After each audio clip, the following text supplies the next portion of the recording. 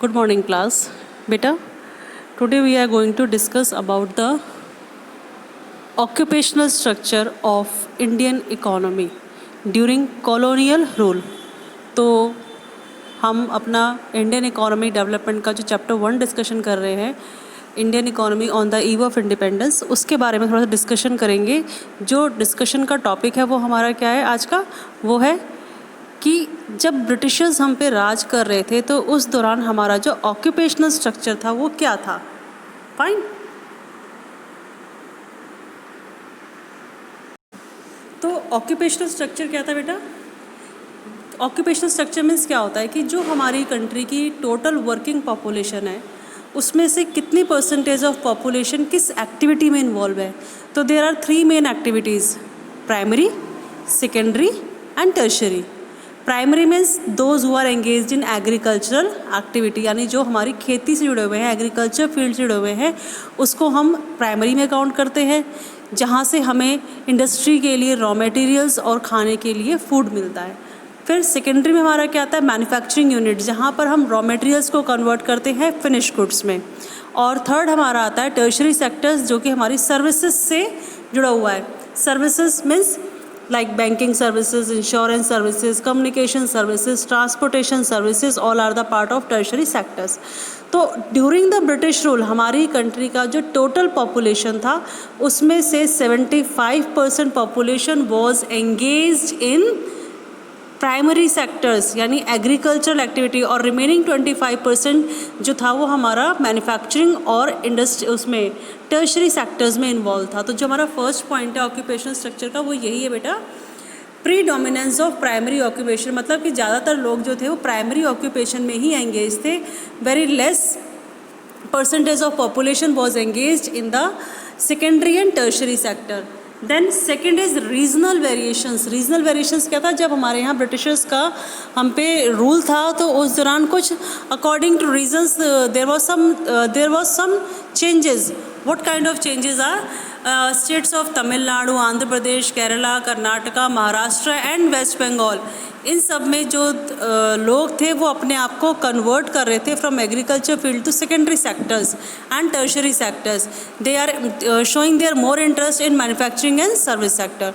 But जो हमारा पंजाब, राजस्थान और हमारा उड़ीसा था, वहाँ पर जो लोग थे they are showing more interest in the agriculture sectors. वो अपनी एक्टिविटीज़, अदर एक्टिविटीज़ को छोड़कर एग्रीकल्चरल एक्टिविटीज़ की तरफ क्या कर रहे थे? अपना कॉन्ट्रीब्यूशन दे रहे थे। फाइन। फिर नेक्स्ट हमारा आता है इंफ्रास्ट्रक्चर।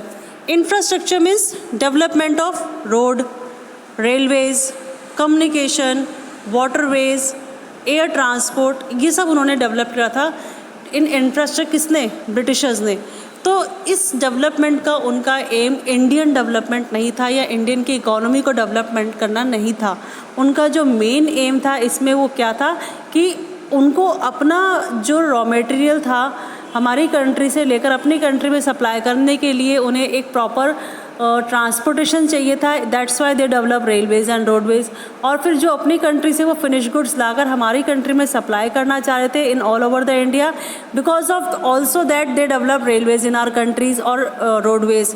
और रोडवेज डेवलप करने का एक रीज़न ये भी था कि जो उनकी आर्म्ड फोर्स थी ना, उस फोर्स को वो प्रॉपर वे नहीं था कि वो प्रॉपर रास्ता नहीं था कि वो इंडिया के हर एरिया में जाकर और अपने अकॉर्डिंगली उसका जो भी उनका काम था उसको पूरा कर सके। बट जब रेलवेज और आपका रोडवेज डेवलप हुआ तो आर्म फोर्स के लिए बहुत इजी हो गया to reach at every place of India country. साथ ही साथ जब हमारी इंडिया कंट्री में रेनी सीजन आता था, बारिश का मौसम आता ना बेटा, तो ज़्यादातर सड़कें कच्ची थी। बारिश के टाइम पर लोगों के लिए इधर से उधर जाना बड़ा ही मुश्किल हो जाया करता था, क्योंकि कच्ची सड़क थी, मिट्टी में अगर बारिश ज़्यादा होती तो क्या होता था? कीचड़ में अगर कोई गाड़ी लेकर जा भी रहा है, अपनी बैलगाड़ी या घोड़ा लाइक गाड़ी लेकर जा भी रहा है गांव से बाहर किसी काम से, तो पता लगा वहीं फंसा रह गया।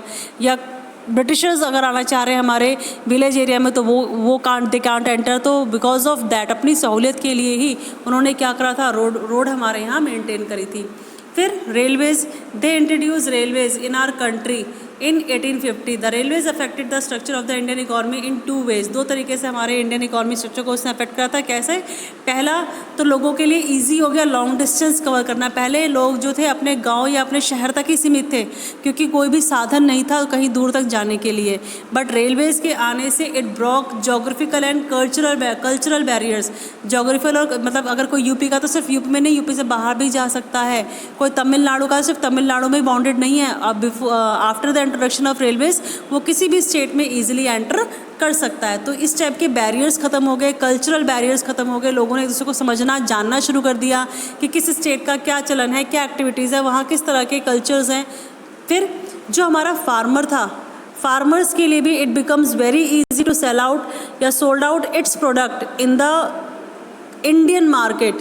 कहीं भी वो अपना प्रोडक्ट अब ईजिली बेच सकता था क्योंकि हमारे यहाँ पर जो पहले फार्मर्स बाउंडेड था, बंधा हुआ था कि उसका मार्केट एरिया बहुत छोटा था, अपने गांव तक या अपने गांव से 5-7 गांव तक बस, क्योंकि कोई साधन नहीं था अपना अनाज दूर तक पहुंचाने का. Now after the introduction of Railways जो फार्मर्स थे उनका जो मार्केट था वो उस मार्केट साइज़ भी क्या हो गया, इंक्रीज़ हो गया. फाइन. फिर वाटरवेज़, एयरवेज़, उन्होंने एयर ट्रांसपोर्ट हमारे यहाँ इंट्रोड्यूस करा. एयर ट्रांसपोर्ट का भी उनको अपना बेनिफिट था. Britishers government took measures for developing the water and air transport.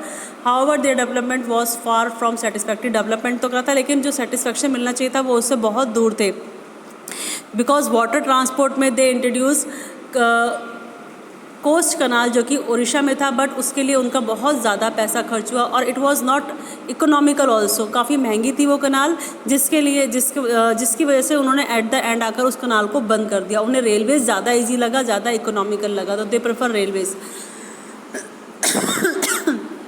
फिर कम्युनिकेशन है हमारा. कम्युनिकेशन में they introduce post and telegraph services in our country and they use electric telegraph also, जो कि बहुत एक्सपेंसिव था. बट उन्हें अपना मैसेज अपने एक ऑफिस से दूसरे ऑफिस में कन्वे करने के लिए इंडिया के, उसके लिए उन्होंने इलेक्ट्रिक टेलीग्राफ का यूज़ करा.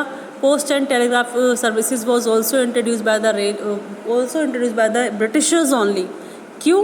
ताकि वो अपना कोई भी मैसेज किसी भी स्टेट में इंडिया के ईजिली क्या कर सके, कन्वे कर सके. तो these are the development of infrastructure which was done by the Britishers in our Indian country. Thank you.